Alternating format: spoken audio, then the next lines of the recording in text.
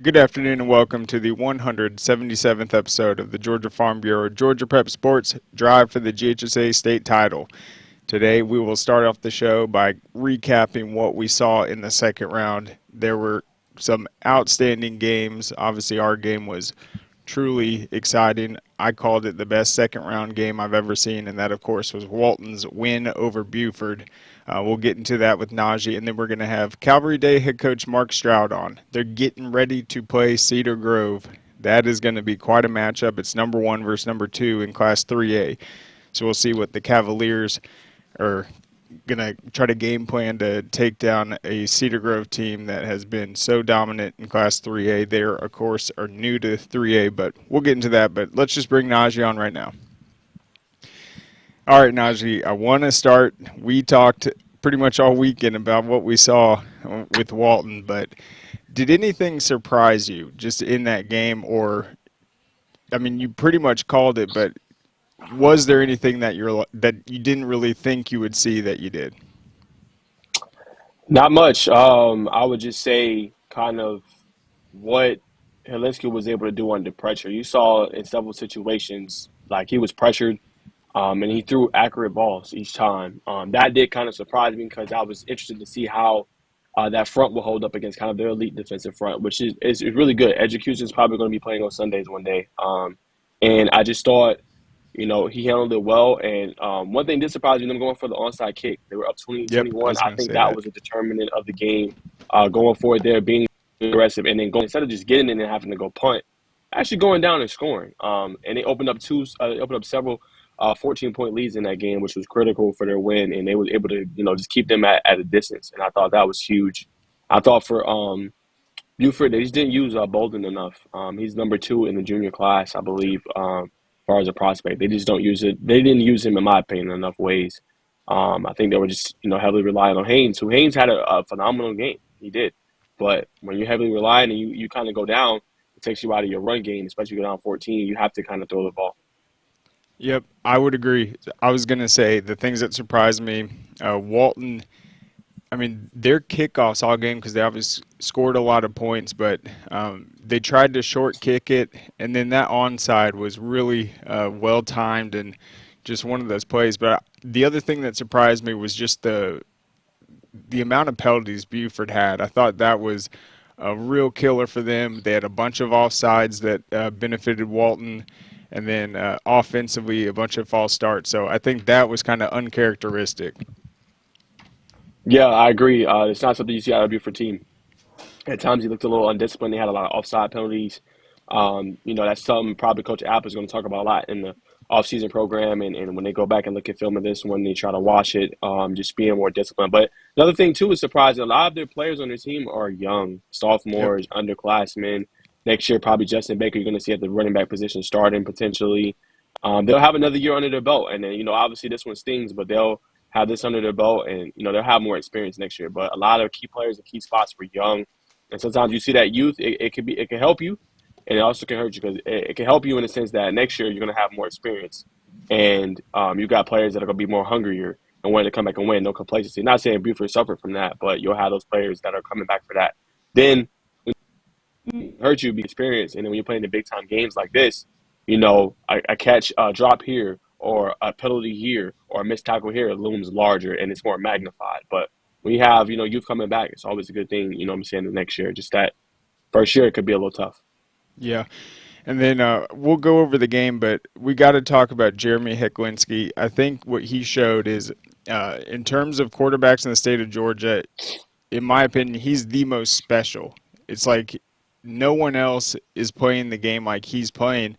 And I thought, I mean, Walton was able to run the ball a lot, but the way he was throwing the ball and placing it, because Buford's DBs were all over them, but he was going low. He was back shouldering guys. He was fitting it in. It's like he turned that game into a 7-on-7 competition. That's how comfortable he looked out there. I mean, in terms of how Jeremy Hecklinski compares to other quarterbacks in the state, would you say he has just a distinct style to his game? Yeah, as Coach Bruner said coming into the game, I don't need you to be Superman. I need you to make the consistent throws throughout the game, and he did that time in and time out. He was his ball placement was incredible. And I even told his mom he reminds me of a Joe Burrow and Patrick Mahomes mix. And when I say that, it's not to say that you know, that's what he is. That's his level where he's at. But think about how cool and calm collected he was under pressure. Think about how he was delivering dimes on a 4th and 6, big component in the game to Aiden Jackson to go ahead with the go ahead touchdown, 42-28 with 6 minutes to go. That was incredible. That's what I mean. In those critical spots, that is what some of the best in the NFL do right now. And that's what he reminds me of. And then kind of his off platform throws, too, reminds me of Mahomes. So it was a play in that game. It was early in the game. I think they were down 14-6. High snap, he could have just fell on it. He could have threw it away, whatever. No, he gets the ball. He's looking down the field. Right there is Buford. He throws, boom, touchdown. I mean, stuff like that is critical. Then same thing. That big play at the end of the third quarter was massive. I mean, under pressure, third down there. You don't want to punt back to Buford. They got the momentum. They just scored. He goes and makes a throw to Hunter Till. He comes back, adjusts to the play. He takes it all the way down to the red zone. Those plays like that make you special. In the realm of things, like I said, coming into the game, this was going to be a resume builder for him, and that's literally what it did. I already knew week 1 when they went against Mill Creek that he was special. He threw for 426 yards and 4 tutties. I knew then that he was special. Mill Creek is not no slouch defense. I know people are like, oh, well, they put up 41. Mill Creek can lock down when they need to. I mean, we've seen what they just did to North Cobb. North Cobb was firing on Yep. all cylinders. That offense put up 45 against Denmark a week or so ago. So for him to do that against that defense, I think that's when I kind of knew, okay, like he could do it. Obviously, Buford is in a different echelon, different class themselves, but he is special. Next year, you're probably going to see he's probably going to have about 20, 25 offers just from that game alone. I mean, the throws he made time in, time out with the game on the line, pressure on the line, he made it consistently, hit his receivers, and they got a ton of playmakers. But he is on the grand scheme of quarterbacks. I mean, he should be one of the top 2, top 3 quarterbacks coming into next season. Yeah, Maybe I better think than that. anyone that watched the game would agree. And he's going to lead the state or lead 7A in passing this year. But let's go through the game, just how it kind of played out. So I thought the first quarter, Walton, they have an interception on their first drive, had some positive plays. Then they stuffed Buford on their first possession. They tried to hand it off, I think, to Haynes on every play. And so it was scoreless. But then Walton struck first. We said that was going to be key. They missed the extra point. But, I mean, how important was that for them to get that kind of first score of the game? Yeah, I said it coming in. They needed to draw blood first. That first quarter was 0-0.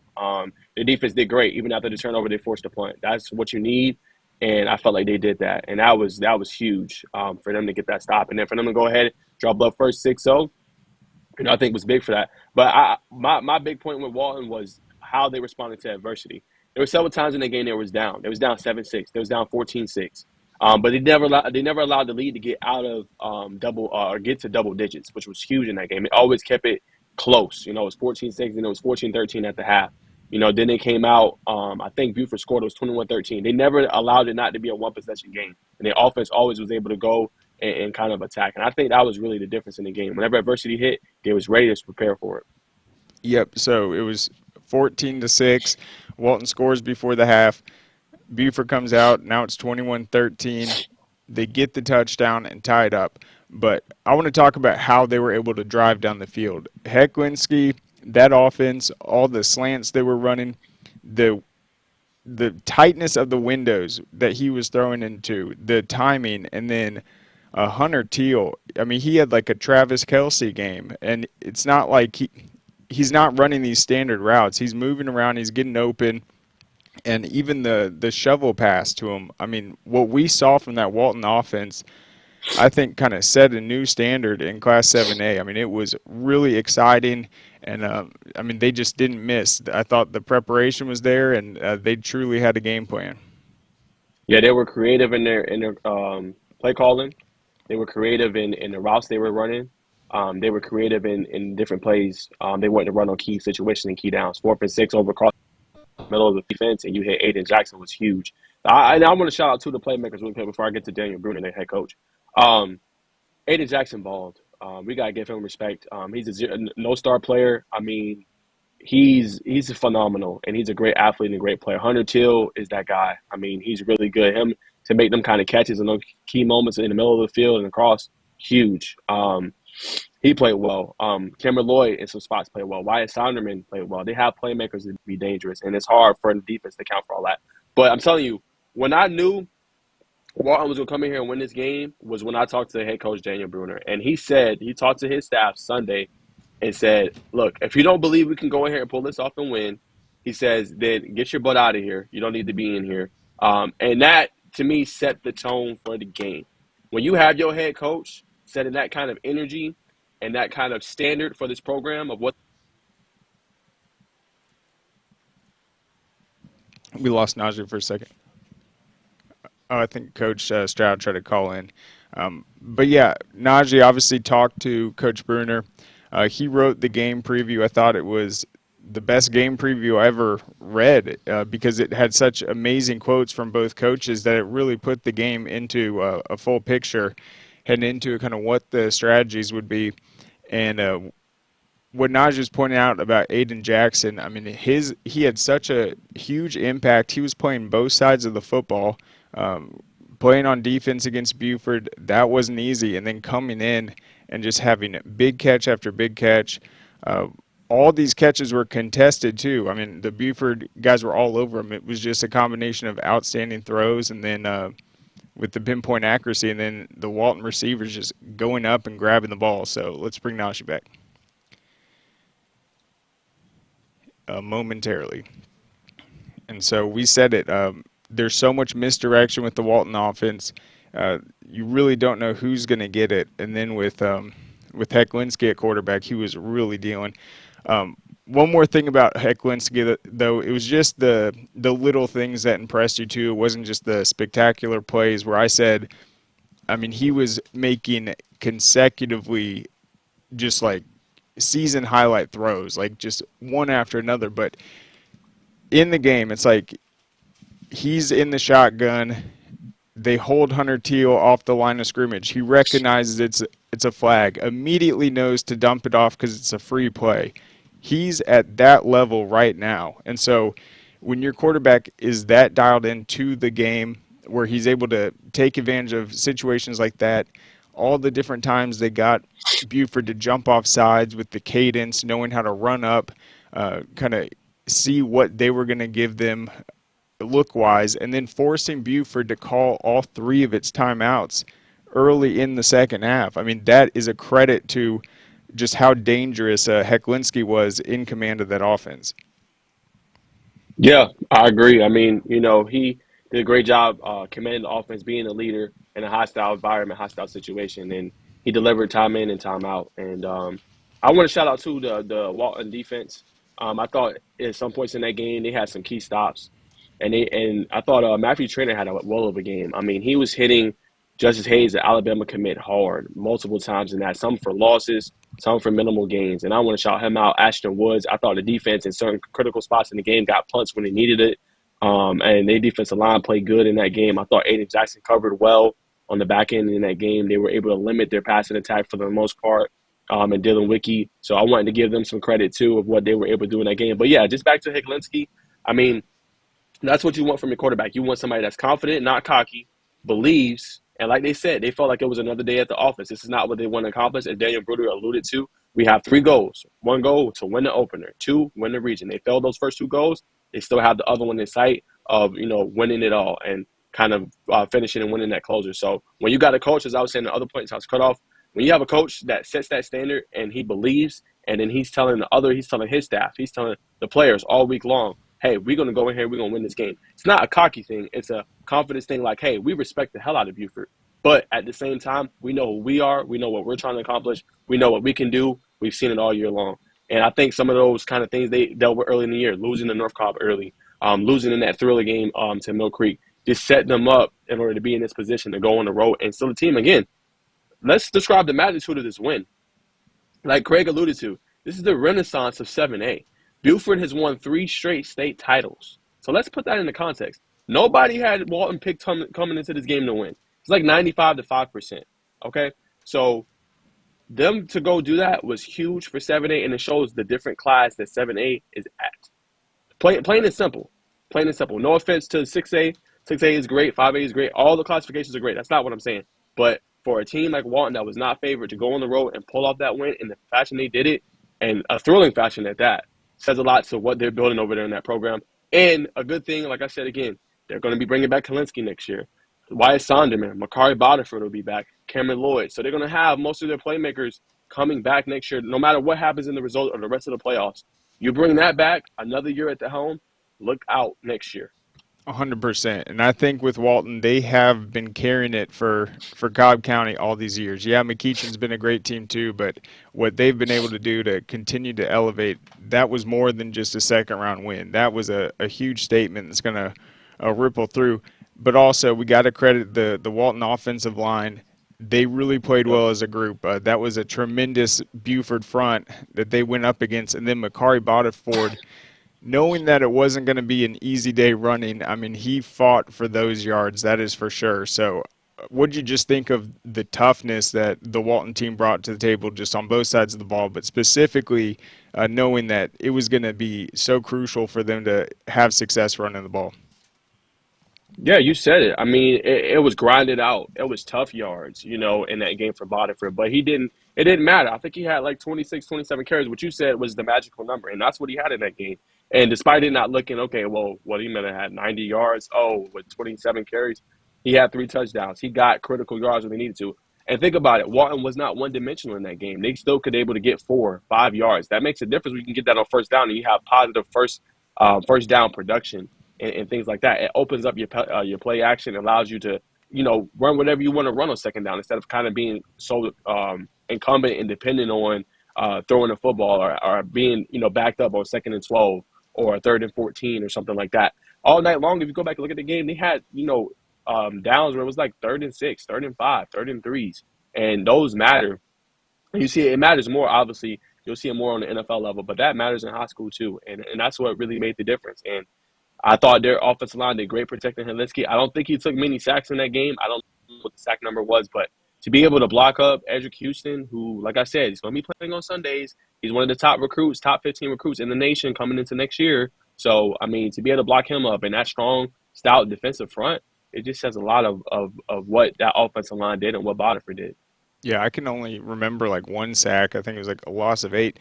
Um, but what do you think about the 7A playoffs after just this second round, Walton's big win, their chances against Carrollton, the big North Gwinnett-Colquitt matchup, what Milton's been able to do? They're about to play Grayson.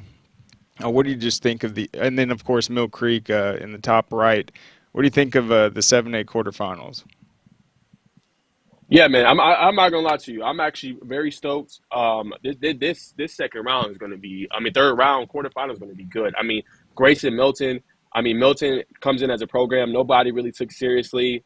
They won their 5th straight region title. And 29 straight victories in the region that they played in. I got that as my game of the week. Grayson and Milton going to talk both coaches tomorrow. I'm excited for that one.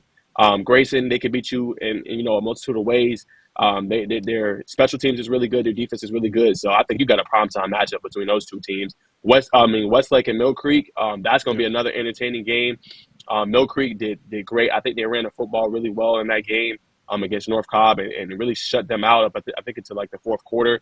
Westlake likes to run the football, so can their defense kind of have that same momentum and kind of shut down that rushing attack? Because that's what North Cobb is kind of predicated on. So you're going to see the same kind of a team in Westlake who had that kind of game-winning field goal against Parkview in advance. So that's going to be another thrilling matchup. I can't wait to see how that one's going to look. Then on the other side, you got North Gwinnett and Colquitt. Colquitt has been kind of steamrolling through their competition. 56-16 win against Pebblebrook, 49-28 win against Harrison. But North Gwinnett, again, sophomore quarterback who stepped up big, Ryan Hall, Julian Walters, Greg Godfrey there on the linebacker position, Caden McDonald, Ohio State commit. They got a lot of talent on that team, so I think it'll be interesting to see how do they match against Colquitt. Colquitt has a really good team. I think they're still undefeated at this point. They went through their region, pretty easily, so that's going to be an intriguing matchup. And then Walton and Carrollton, I mean, hey man, you got playmakers on both sides. Caleb Odom, Julian Lewis, Bryce Hicks. Can Julian continue to lead that group at that young age that he's at? He's only a freshman. Can he come up big in a big time spot? And I think this is going to be the best team they've kind of faced all year, respectfully.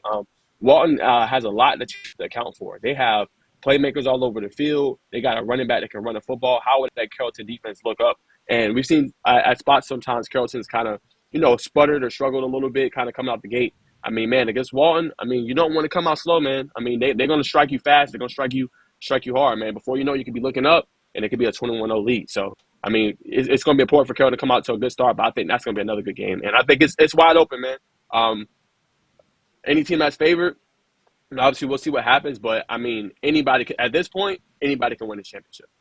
Yep, I agree. 7A, very wide open this year.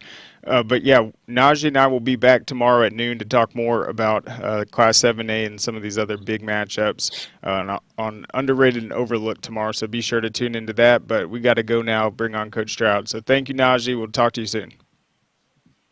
Yes, sir. Thank you. Yep. All right, let's take a quick break, and we'll be back on the other side. Our mission has always been to support Georgia farmers. That's why we created Georgia Farm Bureau Mutual Insurance Company, providing financial protection that farmers needed. While this remains the same today, we've grown to protect all Georgians through home, auto, and life insurance. From the very beginning and into the future, we stand for every Georgia community. We are our Farm Bureau. All right, welcome back. So we're going to get into the Class 3A matchup that we will be broadcasting this week. And it's always exciting with these Thanksgiving week games. Truly the time of the season for some great football. And it's going to be Calvary Day in Cedar Grove. Cedar Grove, of course, is ranked number 1. Calvary Day comes in at ranked number 2. It's their first season in Class 3A, and they are 11-0. So undefeated. They're in the quarterfinals for the third straight year. 6th time in the last 7 seasons, and they have been outstanding. 506 points scored this season. That's about 46 points per game. And they had a big victory once again over, let's say it right, Dougherty. Dougherty? Dougherty. I have to say it slow, man. I knew it was going to be Dougherty. Good grief. But yeah, it was a big win. And I thought what was interesting about it, Jake Merklinger, their quarterback, he's been throwing so many touchdowns. He's had multiple games with 5 touchdown passes. He has 32 on the season with just 2 interceptions. But then this last week, they ran for 7 touchdowns. And I think that balance is something that makes Calvary Day dangerous. They actually average 180 passing yards per game and 180 rushing yards per game. And they've also got some running backs that can contribute in that passing game. So that's what they're going to need to do against Cedar Grove is get them both going, because make Cedar Grove commit to stopping one of them. If they start passing all over them, Cedar Grove will adjust, and then they can try to get the run game going, and then vice versa. So that's going to be something I'll be looking at in this matchup. And then defensively, they've been stout this season, but I really think it's just the efficiency of their offense. Jake Merklinger, like in games like Liberty County, he's going 8 of 12 passing for 155 yards. In games, let's see. Okay, we got him. But yeah, like they've got a bunch of receivers. Well, they'll have 3 catches in a game, and all of them will go for touchdowns. All right, Coach, how's it going? Doing great, man. How about you? Doing well. So this is an exciting matchup. You found yourself in 3A this season, so you obviously know that you're probably going to have to cross paths with Cedar Grove eventually. But, I mean, what have you just seen from your team this season, knowing in the off season that you're going to have to prepare for this new classification? 3A's always been outstanding, but just to come out, have this undefeated season and set yourselves up for a big quarterfinals game. Well, it's just one of those things you have no control over whatsoever, where you get classified at and how that works. I mean, we did choose to go there. We were AA size, but we did choose to go. We did have control of that part, but just seemed like the best place for us to be. A lot of folks around us are AAA teams, and just seemed like the most logical thing for our program as a whole. So we chose that, and hey, there's really good football teams in AAA football, and we knew that, and we were excited about the opportunity to get a chance to compete in AAA and just see how we matched up with everybody. And so, hey, I mean, we're very excited to be here, grateful to be here, and look forward to a great matchup with Cedar Grove. They got a great tradition, great football team, but we feel really good about our kids. Yep. And speaking of tradition, explain kind of what that Savannah area has been like over the years with some of these rivalries, like Savannah Christian. We know Benedictine's a true powerhouse, but in terms of just Savannah area football, what have you seen just over the years with these great programs? I think this is my 14th year here, and what you've seen is all those programs. I mean, you have the four private schools here that are competing in Georgia high school as ourselves, Christian, Benedictine, and Savannah Country Day, and I think you've just seen all those teams getting better and better at coaching. The schools doing more and more everything they can do to help those programs be successful. So, I mean, and they just got to be able to get really, really good players. So, all those programs have been really good, very well coached, really tough kids. And then, I think the public schools in our city as well, they're doing a great job of keeping a lot of their kids. I think they've done a better job of getting the coaches that are sticking to the schools and hanging in there. So, I think the football and just in general in Savannah has just gotten tremendously better. I mean, I first got here, you would just hear about one or two kids that might go play college football somewhere, and that's been 14 years. Now there's dozens of kids that are going to play somewhere. I think that's a great testimony to a lot of good people coming here and really staying the course with programs and helping programs get better. And, you look up and, you got 5 and 6 kids on a team, each team around here that's got a chance to be a college football player. So I think it's a combination. And you certainly got administrations that are committed to a lot of these schools of helping the programs be better. And we're certainly, I think that's always been the strength of Calvary. Our administrations, this is our second one I've been involved in here, but both administrations have been phenomenally committed to help us be better athletically by getting coaches, helping with players, helping with anything we need. They're really trying to make it happen. So, hey, we're excited. It's a great brand of football. We're excited about getting a chance to play Cedar Grove, and hey, they're a great team, and we look forward to it. Yep. And we cover every sport here at Score Atlanta, so I do want to ask just about the overall Calvary Day program. I mean, athletically, you guys are really solid across the board. What's that culture like there, and just how important is that to have competitive, championship-minded coaches across the board? Well, I think it just really starts with we don't have a long range in our staff anywhere. I mean, like no other sport is, you don't have someone trying to get kids not to play a certain sport. Everyone's committed to helping every program be better, and everybody's very much involved with trying to get kids to play other sports and trying to get kids to be at least two sport kids. And we're very supportive of each other. Everybody's attending everybody's games and pulling for each other. We're friends, and I think that really sets a tone that our kids know that, our kids see that, and they buy into that idea as well. And it's just something that's just who we are, and that's that's really been a real brand of Calvary since we've been here. So I mean, for the last 14 years, that's just been a Calvary thing. Everybody works together, everybody pulls for each other and cares about each other. So I mean. Yep. And then you look up, and and all the sports are doing well because there's so much consistency with expectations. There's a lot of consistency with, just across the board. There's consistency and expectations and holding people accountable. Yeah, and I think that surrounding expectation of greatness helped you guys definitely last year. You guys were a really young team, still young this year, but what did you see just last season with all that youth you guys had and the success you were able to continue to keep up, and then how you've been able to build off those lessons last year? Yeah, we definitely had a lot of guys that were able to get a lot of playing time last year, which is always a plus. And I think we ended up 12-1 last year, and I felt like our kids felt like that it just ended too early, and I think what that did to us, it just you leave a little bit of bad taste in your mouth, and you just want to go and make sure you finish the season better than you did the previous year. I mean, it was a phenomenal year, and our kids did really good. We were very proud of them, but we just felt like maybe we came up a little bit short last year, and so I think that just kind of steamrolled into this year.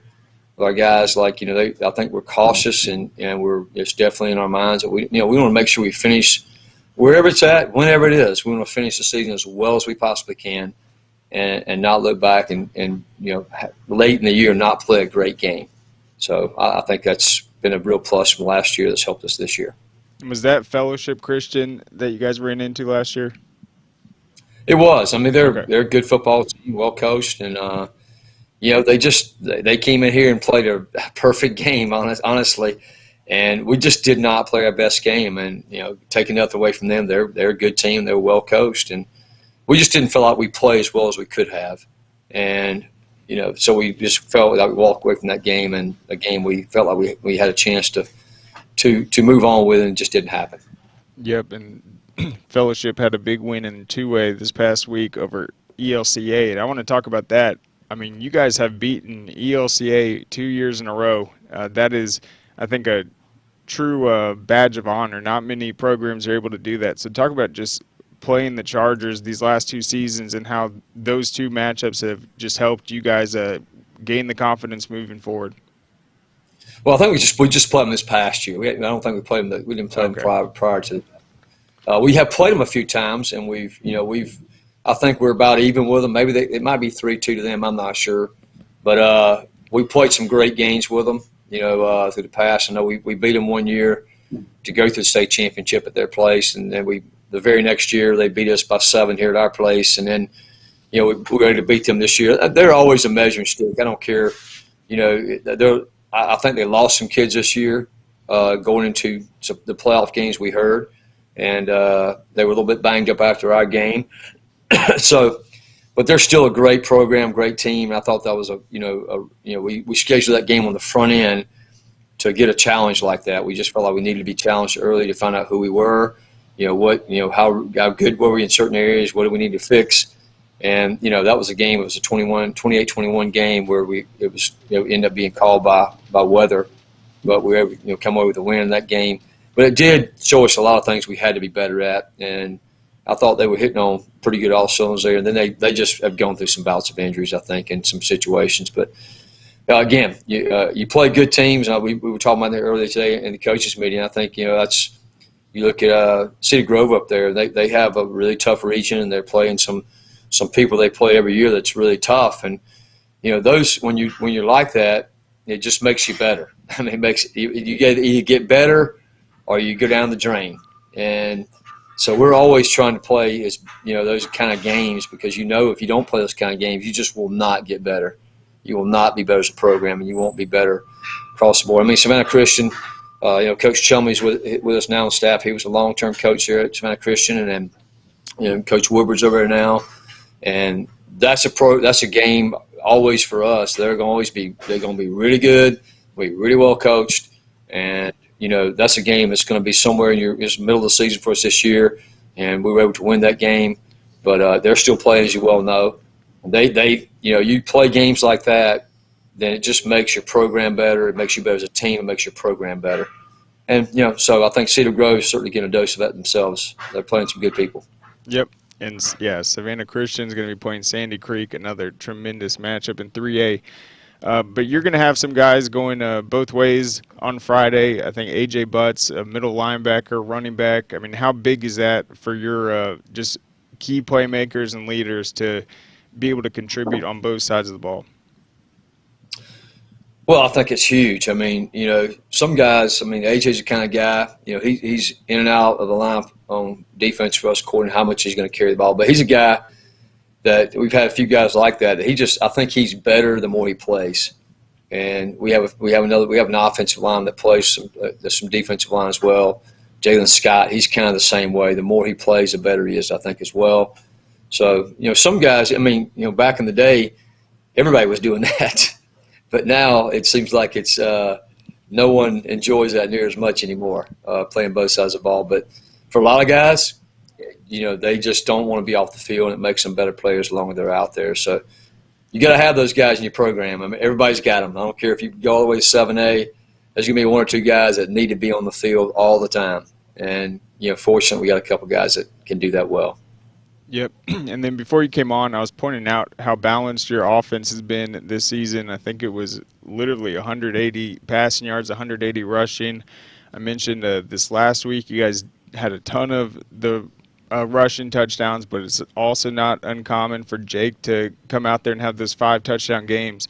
So, I mean, how have you guys been able to take advantage of just your balance and the ability to distribute and go to the pass or the run? Well, Coach Russell DeMasi is our offensive coordinator, and I think he's done just a phenomenal job of taking what teams are giving us. I mean, we got some guys that are really good, receiver guys that are really good in the passing game. Jake's has had a great year throwing the ball. He's done just a really good job of having some good pocket presence and making some good throws. And the O-line has gotten better and better, so I think that's helped us, to be able to protect better and give him, allow him time to throw. But to point to your question, I think it's just, we've been able to capitalize on what people give us each Friday night and, just not be stubborn and, we were just taking what people are, giving us. We don't always execute it perfectly naturally, but I think we're most time we're in the right call at least. And when you're in the right call, then it just comes down to, being able to execute then. This past Friday, they just were giving us the running game. And because of that, we want to keep the ball away from the quarterback as well. He's a heck of a player. So we were able to run the ball very effectively, and that's one of the better running nights we had all year. I think we had right at 350 yards rushing. And but there's been games where, we've had 300 yards passing. So it's just really, I think it's very much according to how defense are going to try to defend us and then being able to take advantage of that. Russell's going to get.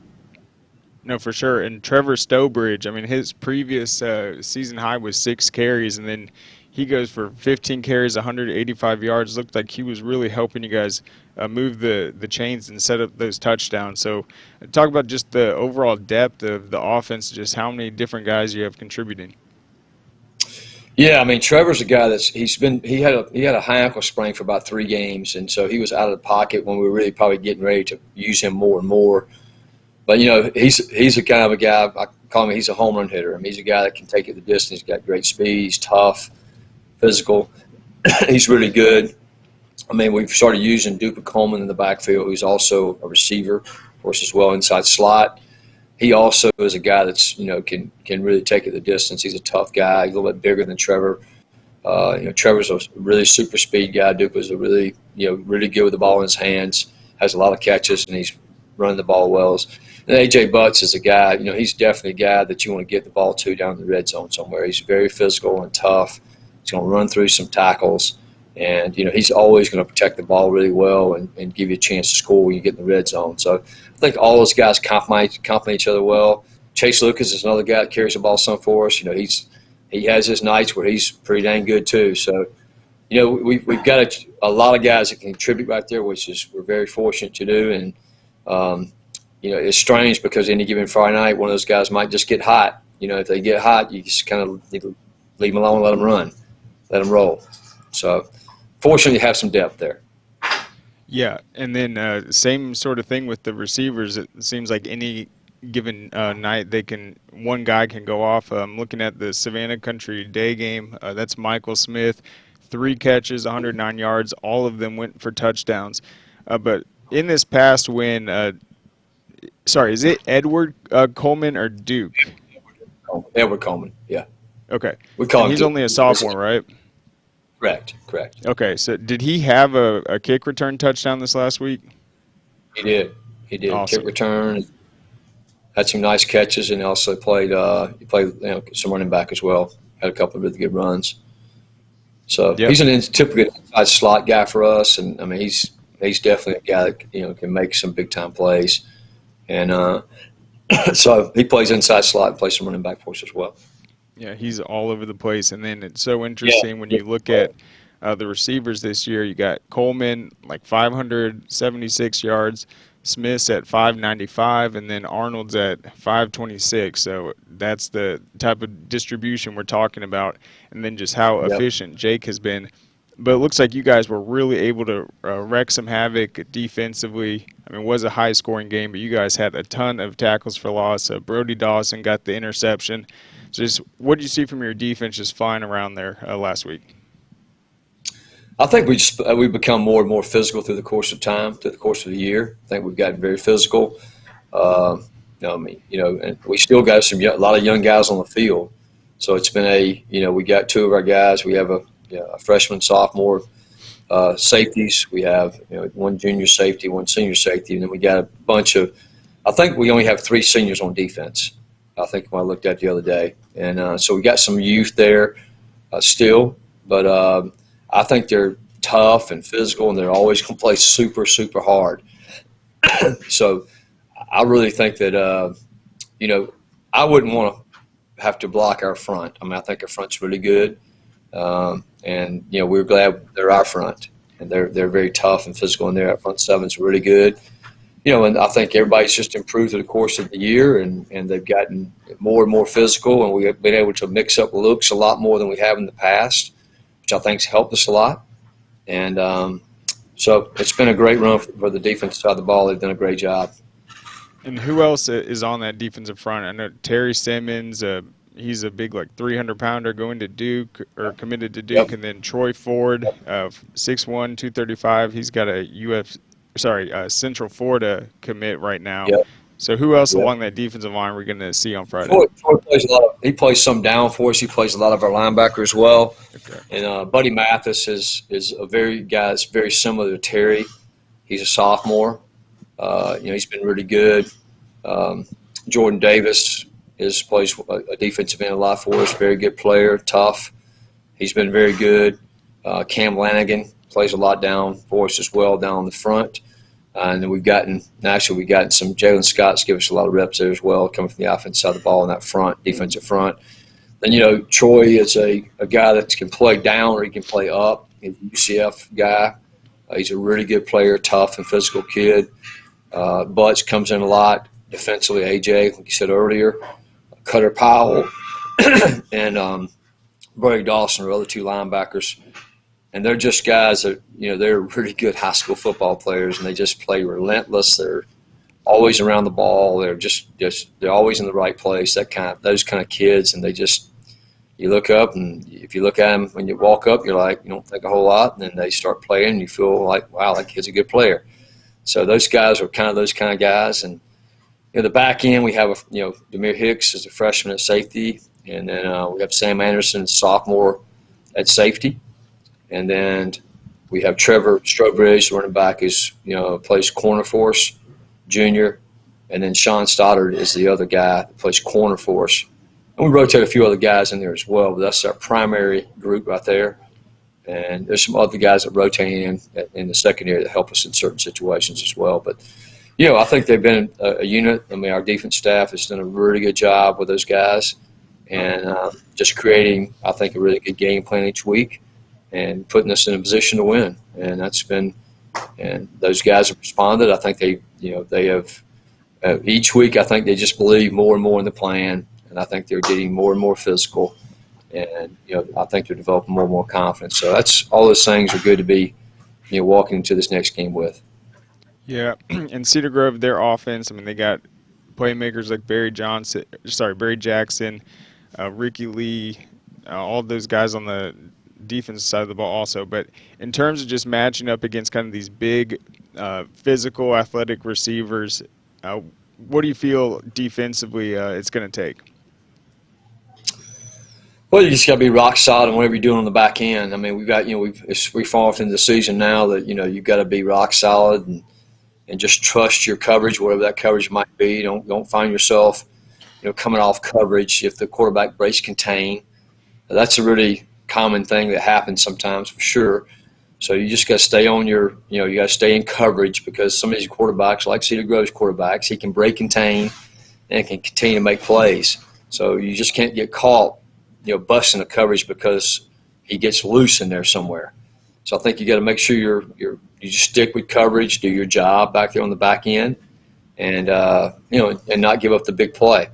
So we'll have to mix it up. We definitely have to mix coverages up on them, and like everyone, you're gonna have to pick your time to get pressure on the quarterback and try to get him rattled a little bit. He's a really good player. So you just got to create situations where you just can't allow him. They have a big offensive line, as you know, and you can't allow them just to build a wall there all night long and give him lots of times to throw, because he's got a lot of gazelles to throw it to out there. He's got some guys that can run, and you just can't give him an opportunity to continually have too much time to throw. Certainly. So, yeah, I'm interested to see just the physicality you guys play with defensively. Not giving up the big plays is obviously going to be huge. But in terms of your offense and just your quarterback, Jake, you obviously have a lot of trust and confidence in him. So just how awesome is it to have a great quarterback like Jake going up against the top team in your class? Well, I think if you look around, most everybody that's still playing has a good quarterback. Occasionally you might have a team that's a run heavy group, but typically if you're playing, and especially in AAA and up, I mean, if you're playing now, your quarterback's pretty good. I mean, last week Dougherty's quarterback was really good, great player. I mean, Jake is, I think he's just improved so much this year, in all kinds of areas. He's Coach Demasi's doing a lot of things with him with the RPO game, and he's seeing it really much better, and he's got way calmer feet.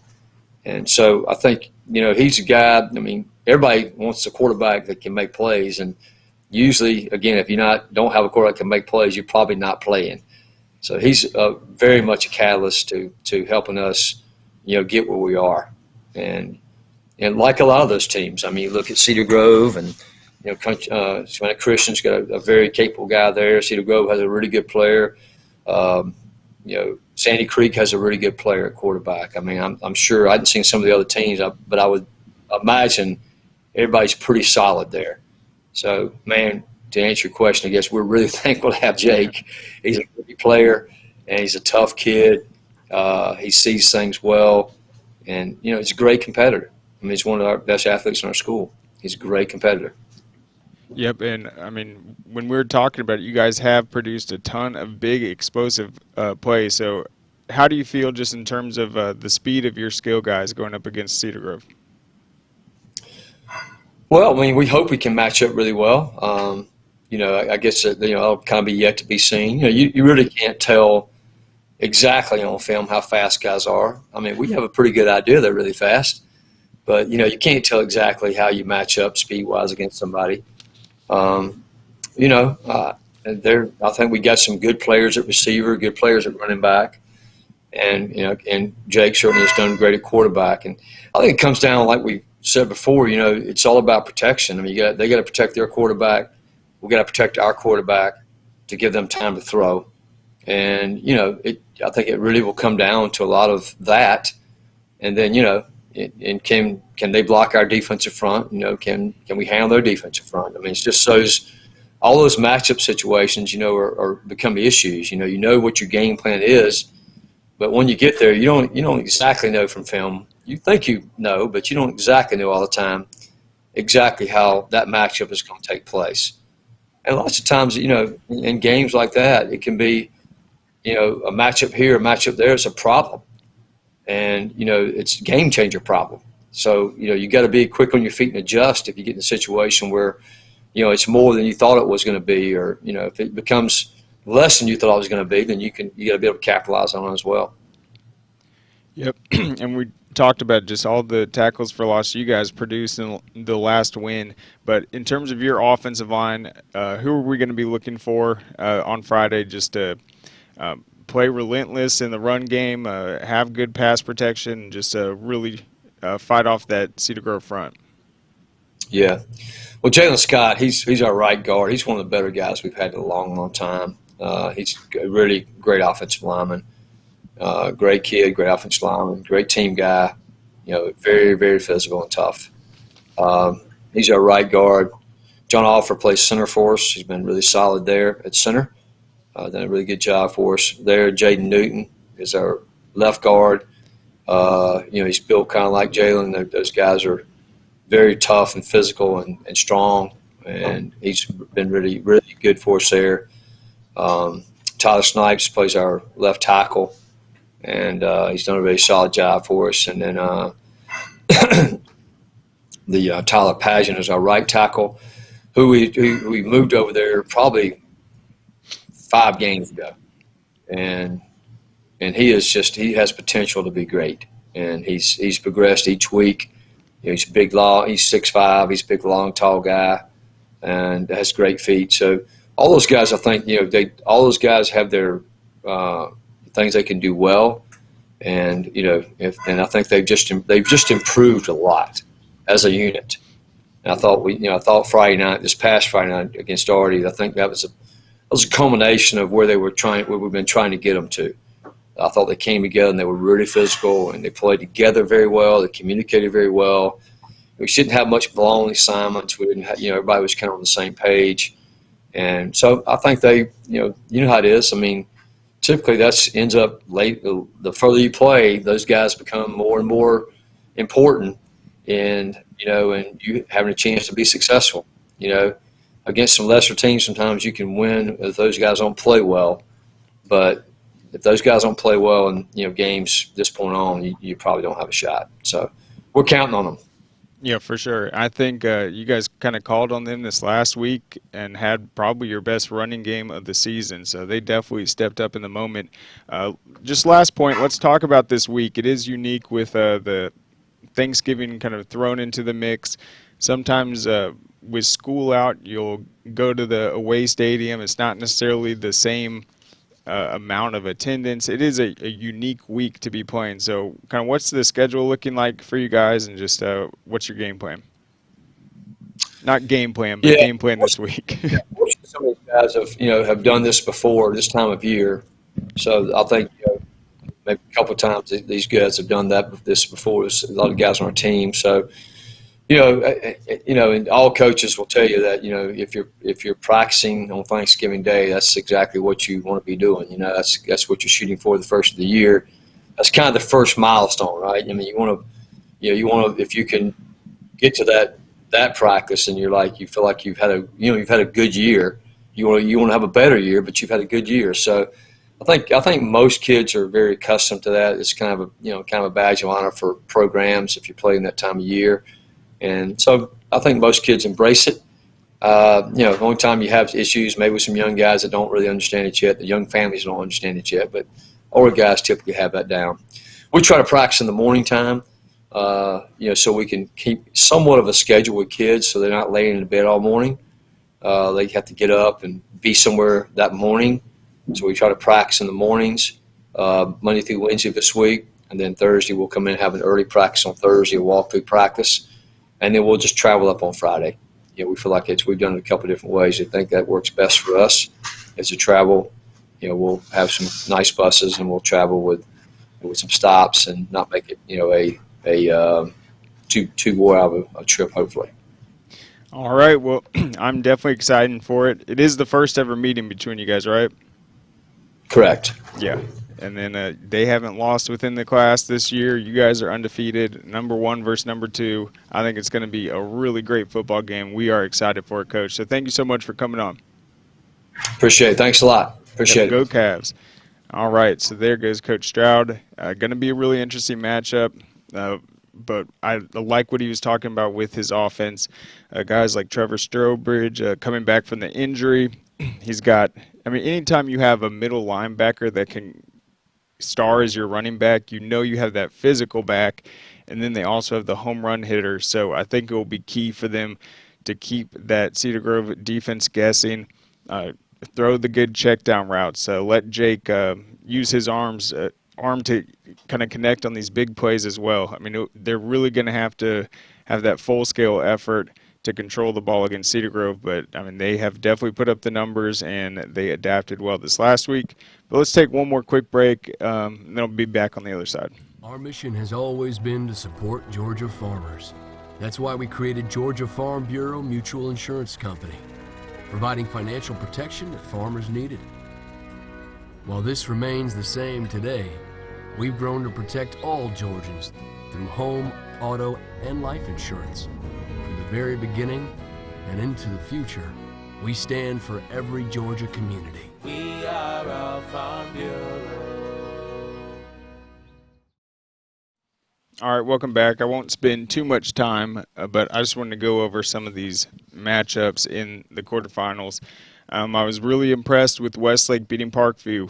Parkview, they were favored in it, but I thought Parkview was playing really well. They had bounced back from that loss to Brookwood and Newton with the Grayson win had a big win in the first round, but Westlake, that's a huge victory for them, so that'll be interesting. They're going to have to play Mill Creek now, so that is a really tough draw for them, but we'll be watching that one. I think Grayson and Milton might be the best game in 7A this week. I think that's going to tell a lot. If Milton is able to come out and beat Grayson, that's just going to continue. I think what Najeh and I were talking about in 7A with a team that can come in and adapt. Milton really had to rely on the pass earlier this season. Now they have Scott Moskowitz, and he actually was contributing in the passing game and run game this last week. Milton looks really good right now, and they are red hot. I'm telling you, Milton's going to give Grayson a battle. I think they've just really showed up down the stretch of this season, but so is Grayson, and I thought Camden County might be able to, I don't know, compete with them a little more, but they ended up losing 28-10. That Grayson defense just completely shut them down. Colquitt County, they've been outstanding. Can North Gwinnett win that game? It's going to take just basically showing up and out-physicaling them. I don't even know if that's a word, but they've got to be more physical than Colquitt County. They've been outstanding passing the ball this season. One of the better passing offenses Colquitt's had, and that's saying a lot. Nico Fan threw another 2-touchdown game. He also rushed for one. They are looking really good. But I think North Gwinnett has showed up in big games as well. And then the Carrollton-Walton matchup, Bryce Hicks had a hat trick last week with 3 touchdowns. When we had Coach King on earlier, he said Bryce Hicks is the best player he feels like on his team. He's the MVP, the most electric. But we'll see. I think Walton, you can't really bet against Hecklinski at this point. He's playing too well. He's too confident. And those guys are absolutely rolling. And I think after that Buford win, that's a big confidence boost for their defense, just being able to handle a guy like Justice Haynes, who, as they rightly said, I mean, he can turn any play into a touchdown, even if you're lined up in the right spot. He's that good. Then in 6A, I think the Gainesville game will be very interesting. Gainesville, where did I have that?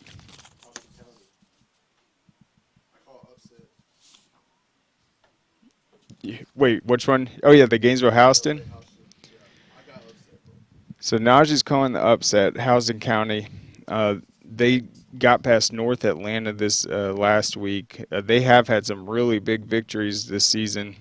And then Gainesville, I think they were able to get past South Paulding because once again, Darius Cannon, a 28-yard touchdown and a 73-yard touchdown. He is the real deal. We saw what he was able to do, not only just on these big routes. He's so dangerous after the catch. If they hit him on a screen, he is making guys miss. It's not just outrunning them. He has the moves to really be dangerous in the open field. So he's a true game changer and playmaker for Gainesville. But we'll see if Houston County can find an answer, stop him, and serve Gainesville their first loss of the season. Thinking 5A. I think an interesting matchup is going to be Mays against Dutchtown. That's a Niketa battle going up against his former team, the Mays Raiders. Mays looks good. Dutchtown's been outstanding. 5A's wide open. You got Calhoun and Ware County. Thought Ware County actually came out and they were trailing Chamblee like 7-0. I think in the entire first half they ended up getting, I think, a 21-7 win. And then Calhoun really came out strong last week. I'm interested in the Warner Robins Creekside game. Creekside has had some teams that they felt could have won state championships these last couple of seasons, and it's been Warner Robins that has ended their run. And Creekside this year, I think they're going to go into that matchup really focused. They dominated the last round, I think 59-0, something like that, 61-0 against Dalton. So I think at this point, Creekside has really become the hottest team in 5A. And then Coffee and Cartersville, you got to give credit to Cartersville, that win over Cambridge. I think that shows a lot. Cambridge was a really good team, a really physical team. So that was a big win for Cartersville. And then in 4A, I was impressed with Wayne County beating Perry. 14-7 win over Perry. Perry's only loss, as we mentioned, was the 1-point loss to Houston County. They won every game since that, and they were playing so well. And then Wayne County goes in there in a 14-7 stunner.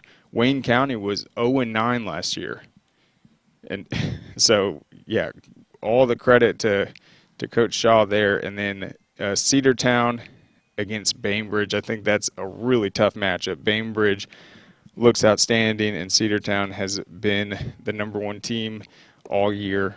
Just their toughness, their strength, the ability to run the ball, and then Reese Tanner is pretty much doing it all. They've also had success with some fake punts, so they've just been rolling, and they're motivated to win that first ever state title. Wayne County is going to be playing North Oconee. North Oconee had a big win over Lovett. Benedictine and Stockbridge, that's one that we might have to put on upset alert. Stockbridge is new to the classification. They've been unbelievable. They've got some really talented players. Benedictine, once again, they are the defending champs. They look outstanding, but I think that's a really tough matchup for them. And then Troop is going to play Holy Innocents. And we talk about how many turnovers Holy Innocents has been producing. Their triple option offense, they had another big win this last week over Central Carroll, and they're going to be playing Troop. So if that Holy Innocents defense can kind of limit the big playmaking ability of Teo Todd, they might be able to pull that off. But if Teo Todd's able to out-athletic them, I think Troop will get the win in that one. And then I want to go over the other 3A matchups. You're going to have Carver Atlanta against Thomasville. That'll be a great game. You still have 3 teams from that region with Carver, Atlanta, Sandy Creek, and Cedar Grove. We said it was going to go through those teams, and it certainly is. You got the Savannah Christian is going to play Sandy Creek. Our game that we were talking about, Calvary Day and Cedar Grove, and then Carver Columbus against Oconee County. That will be a really good game. 2 tough football teams, and Oconee County had a huge win this last round. In 2A, Rockmart against Fitzgerald. Rockmart has been lighting up the scoreboard all year. Fitzgerald is the number 1 ranked team in 2A. You got a great matchup with Thompson and South Atlanta. Thompson's new to 2A this season. South Atlanta's undefeated. They are motivated to win that first state title. They've looked great in the playoffs. Callaway against Appling County, that's a good one. And then Fellowship Christian has come on really strong lately. They're going to play a Pierce County team. In Class A Division I, I was impressed with Mount Pisgah's win over Darlington this last week, 26-20. A huge victory for that program. But now they're going to have to play Irwin County. That'll be a tough matchup. You got Rabun County and Swainsboro. You got Metter and Prince Avenue Christian. And dang it, that's who I was talking about. I said that Calvary Day had beaten ELCA in back-to-back years. It was Prince Avenue that they had, which I think that shows a lot because they're able to stop one of the most pass-oriented offenses in the state with Aaron Philo. But Metter is going to be playing Prince Avenue. You're going to have Bleckley County against St. Francis, who dominated this last week. I think they beat Tryon. And then Class A Division II, great matchup between Bowden and Early County. Lincoln County had the first round bye, came out this last week, had a big win. They're going to play Dooley County. You got Clinch County against Johnson County, and then Wilcox against Schley County. So some big matchups. We'll be back tomorrow at 12 o'clock to do our show, Underrated and Overlooked. You can check it out there. Go to Score Atlanta's YouTube page. We have so many highlights from the Walton game, so much reaction to it, and just great content we're trying to build right there. So thank you for joining us. Have a good week.